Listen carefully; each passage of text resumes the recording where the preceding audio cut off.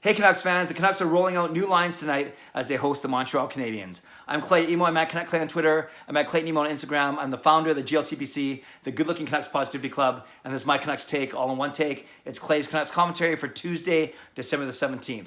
Now I'll get into the lines and the deep pairings in a second, but can I once again underscore how important this game is, how important this 4-game homestand before Christmas is?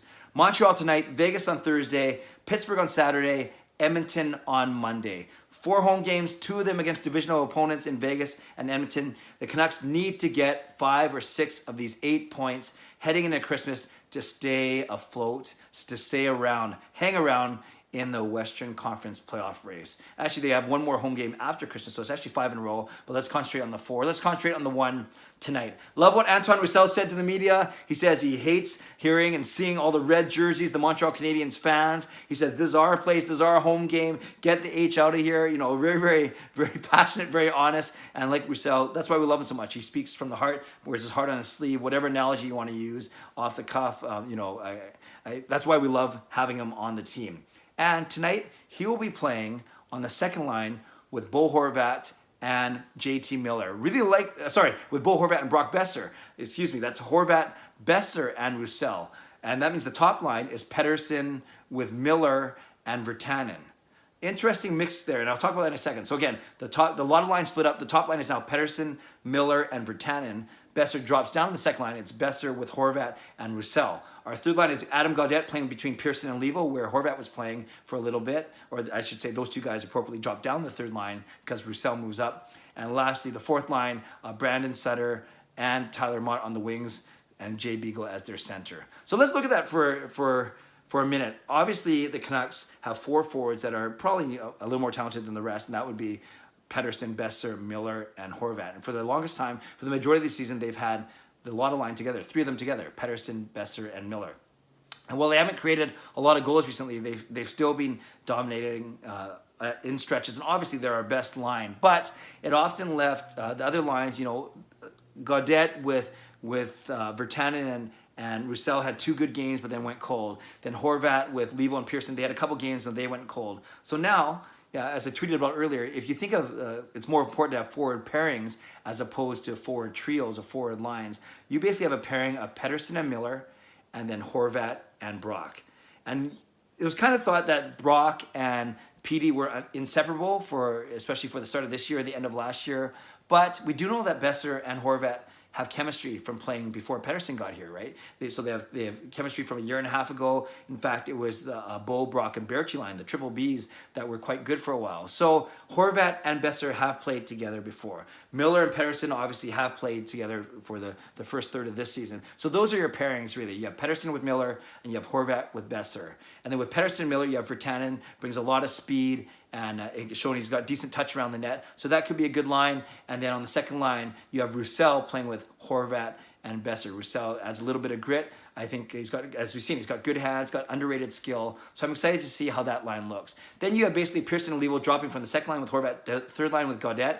Or you can say Gaudette's playing up with better play. Oh, no, you can't really say that. They're all kind of both the same in the middle 6. So we'll see Gaudette between Pearson and Levo. That's more of a heavier line. I like the look of that. And then our fourth line, it's maybe a tad expensive with Beagle and Sutter and Mott, or maybe they're not the best scorers, but you have basically all your penalty killers on that line. You need penalty killers. You need at least 4 forwards. So then you're looking at, likely it'll be Beagle with, actually it might be Beagle with Mott or Sutter with Mott, doesn't matter. And then it'll be Pearson or Roussel likely as that 4th forward on the penalty kill. In net, you have Jacob Markstrom, no surprise. And then on D, a small switch there. We've been seeing Quinn Hughes with Tyler Myers for the past 10 or 12 games, but they've struggled. They struggled a lot in the last few games. So now we're putting Hughes back with Tanev, how they started the year, and in Edler's spot, playing with Myers, now you have Fantenberg. And Fantenberg has played really well since he's come with the team. Very quietly solidified himself as a really good option. Not just bottom 6, bottom third pairing, the third pairing I should say. He's playing actually technically on our second pairing with Tyler Myers. So we have Hughes and Tanev, we have Fantenberg with Myers, and then we have Ben with Stetcher. A lot made of this is Ben's return game against the Montreal Canadiens since leaving there last year as a free agent. But Ben and Stetcher together have not played well ever since the start of the year. So hopefully they can get things going. And like I said, again, Jacob Markstrom in net. So not only do you have changes on the top 3 lines, forward lines. You actually, the top 3 forward lines, you have changes on the top 2 D pairings as well. So a lot of changes, but something has to change. The Canucks have not been playing well. They lost the 2 in San Jose and Vegas. They barely beat Carolina the game before that, and that was coming off a 4-1 loss to Toronto. So as I said in my post-game vlog from last time, at least the Canucks are scoring. They got 3 goals against Vegas, but it's on defense and not just the pairings, not just on the goalie, but as a 6-man unit, 5 skaters and the goalie, that they have to play a lot better. So we'll see what happens tonight. So tell me what you think about the lineup changes. Do you like Brock playing with Bo? Are you fine with Virtanen, with Pettersson and Miller? And what do you think of Roussel being on the second line alongside Brock and Bo? And what do you think of that third line now with Gaudette, Levo, and Pearson as well? Let's talk about that. And do you agree with the fact that Hughes is reunited with Chris Tanev on the back end?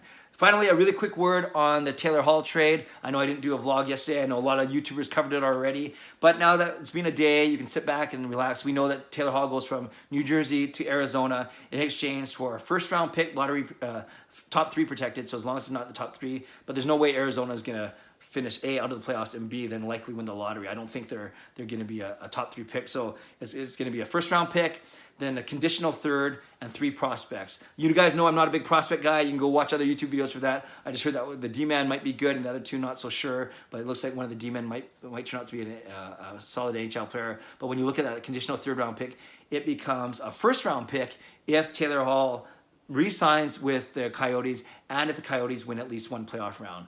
It's only a 2nd-round pick if only one of those things happens, and if neither of those things happen, i.e. he doesn't re-sign nor the Coyotes win 1 playoff round, then it stays as a 3rd-round pick. So no matter what, the Coyotes are getting, the Devils are getting 2 high picks in the next 2 years, either a 1st and a 3rd, or 2 firsts, or a 1st and a 2nd, along with 3 prospect players. Now you might say, some people would say, well, that doesn't seem like a lot for a guy like Taylor Hall. But when you think about it, Taylor Hall, there's no guarantee. In fact, it's rumored that he likely will not stay with Arizona after this season. Anything can happen. They go on a cup run, or he has awesome chemistry with Phil Kessel, or whatever it may be. Then maybe he does stay.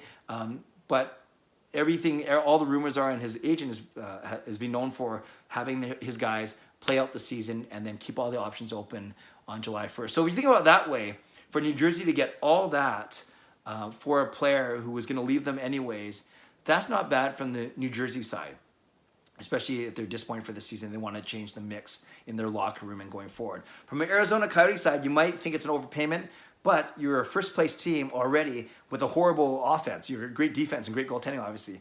Taylor Hall brings a lot of offense to you, and you don't worry about July 1 until July 1. You worry about the season first. So I think both sides did well in the trade. I certainly don't fault either side for making the trade, and I applaud the 2 teams for getting it done early before the Christmas freeze. And that's even 2 months before the NHL trade deadline. So Taylor Hall will have a lot of time to get acclimated, to get used to the Arizona Coyotes system.